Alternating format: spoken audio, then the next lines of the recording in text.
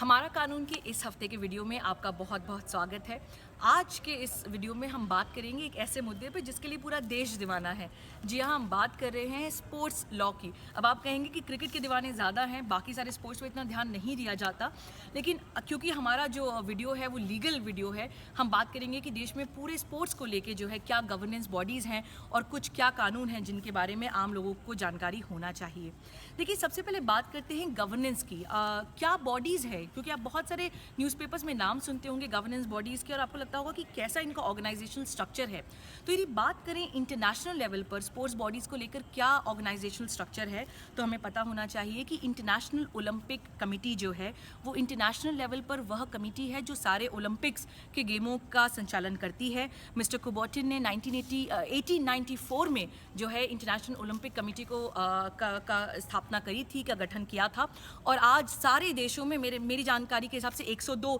या शायद 102 से अधिक जो देश हैं वो ओलंपिक्स को रिकॉग्नाइज करते हैं, और ओलंपिक्स जो है वो दुनिया भर में स्पोर्ट्स को लेके सबसे बड़ा कंपटीशन माना जाता है।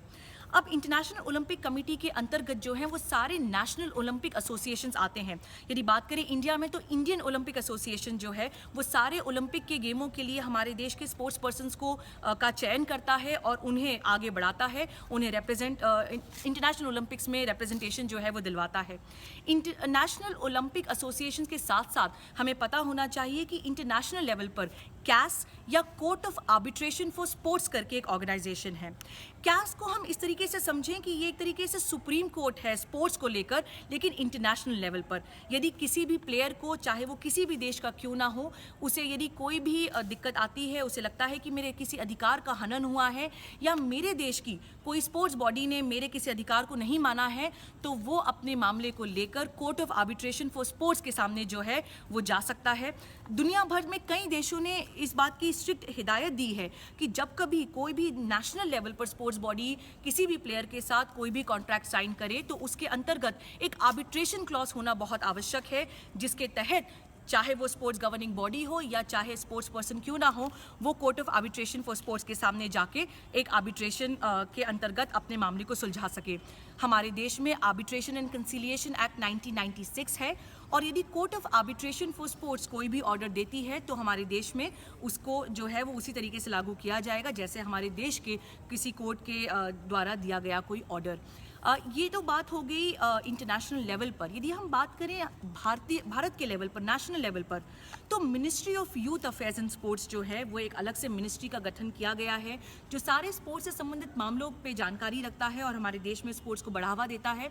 मिनिस्ट्री ऑफ यूथ को रिपोर्ट करते हैं स्पोर्ट्स अथॉरिटी ऑफ इंडिया और नेशनल स्पोर्ट्स फेडरेशंस। देखिए, स्पोर्ट्स अथॉरिटी ऑफ इंडिया का काम है कि देश में अलग अलग स्पोर्ट्स को लेकर क्या ज़रूरतें हैं, क्या इंफ्रास्ट्रक्चर की आवश्यकताएं हैं, इन पे जो है वो काम करना। नेशनल स्पोर्ट्स फेडरेशंस जो हैं अलग अलग स्पोर्ट के लिए अलग अलग फेडरेशंस होते हैं, जैसे basketball, football, hockey, so on and so fourth, जिनका काम है कि एक पर्टिकुलर स्पोर्ट को जो है हमारे देश में बढ़ावा देना और उससे संबंधित प्लेयर्स की जो ज़रूरतें हैं उन्हें पूरा करना। इसके साथ साथ ये भी उनका काम है कि जिस स्पोर्ट के लिए वो काम कर रहे हैं उस स्पोर्ट्स के ज़मीन से लेके बड़े शहरों तक जो बेस्ट से बेस्ट प्लेयर्स जो हैं उन्हें ढूंढ के लेकर आना और उन्हें हमारी देश में जो है टीम में बढ़ावा देना और इंटरनेशनल लेवल तक उनको लेके जाना।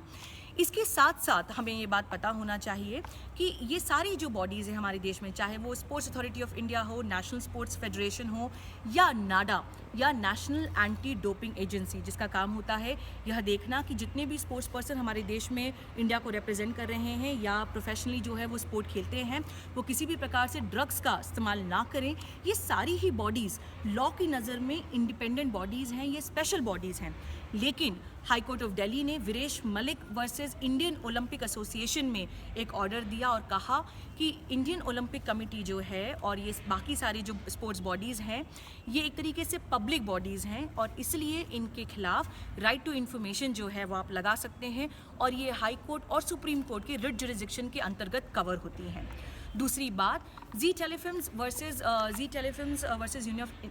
यूनियन ऑफ इंडिया में सुप्रीम कोर्ट ने कहा कि स्पोर्ट्स जो है उसे सिर्फ स्पोर्ट्स के रूप में ना देखा जाए। स्पोर्ट्स जो है वो एक तरीके से article 19(1)(a) of Indian constitution में freedom of speech and expression का एक अभिन्न अंग है। ये एक बहुत महत्वपूर्ण जजमेंट है और यदि आप इसके बारे में जानकारी चाहते हैं तो आपको इसके बारे में और पढ़ना चाहिए, क्योंकि इस जजमेंट से पता चलता है कि सुप्रीम कोर्ट का हमारे देश की हाईएस्ट जुडिशियल बॉडी का स्पोर्ट्स को लेके क्या रवैया है। यदि हम बात करें बाकी सारी स्पोर्ट्स बॉडीज़ का, तो ये बात एक सामने नज़र आती है कि अलग अलग बॉडीज़ हमारे देश में हैं तो, लेकिन ये सारी ही बॉडीज़ जो हैं इनके खिलाफ में यदि किसी का भी कोई अधिकार हनन होता है तो कोई भी व्यक्ति रिट जुरिसडिक्शन के अंतर्गत हाई कोर्ट और सुप्रीम कोर्ट जा सकता है। अब हम बहुत जल्दी से अपना रुख करते हैं स्पोर्ट्स लॉ के एक दूसरे अभिन्न मुद्दे की तरफ, जिसके ऊपर अधिकतर ज़्यादा बात जो है वो नहीं होती है। हम बात कर रहे हैं कि हमारे देश में स्पोर्ट्स को लेके पॉलिसीज़ क्या क्या हैं। देखिए, सेंट्रल गवर्नमेंट ने अलग अलग पॉलिसीज़ लेकर आए हैं। नेशनल स्पोर्ट्स पॉलिसी 2007 आई, उसके बाद अलग अलग policies I. National sports development code of India 2011 से जो है वो हमारे पार्लियामेंट में पेंडिंग है, और नेशनल स्पोर्ट्स डेवलपमेंट बिल जो है वो भी 2013 में आया। इसलिए कई